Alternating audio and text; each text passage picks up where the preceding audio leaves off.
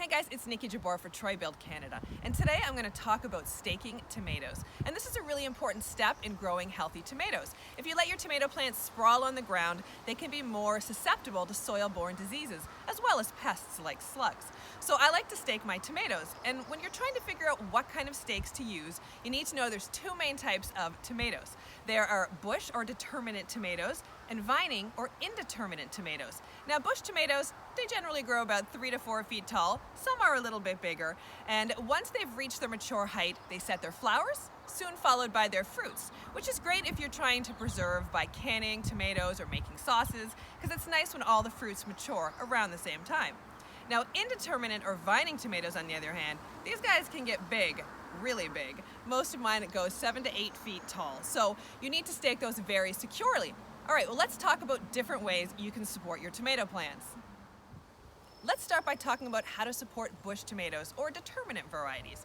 So this is a tomato cage. You'll find them pretty much everywhere across North America. They're usually about $1 each. They're 3 feet tall, and I gotta say, they're not super sturdy if you give them a little wiggle once you put them in the ground.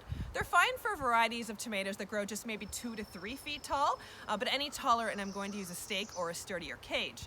Now, you can also buy square tomato cages like these, which are 4 feet tall, much more sturdy, and I use these for determinate tomatoes that grow 3 to 4 feet tall, and they're ideal.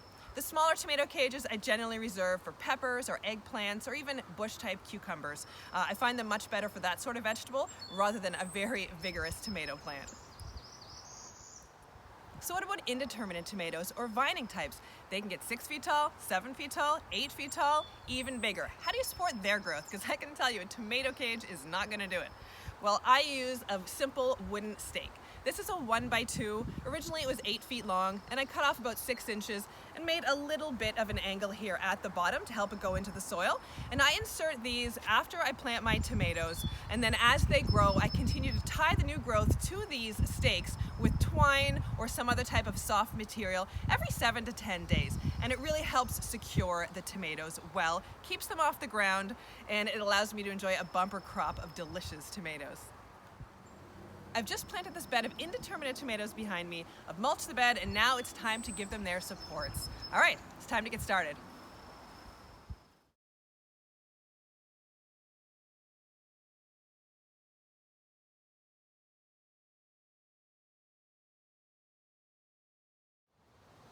Another way to grow indeterminate or vining types of tomatoes, especially in greenhouses or polytunnels, is on strings. So there are steel trusses at the top of my polytunnel, and I hang strings from them, attaching them to my indeterminate tomato plants, and as they grow, I just wind them around the strings, and I also use plant clips to make sure they stay firmly attached. And it's a great and easy way to support very tall indeterminate tomatoes.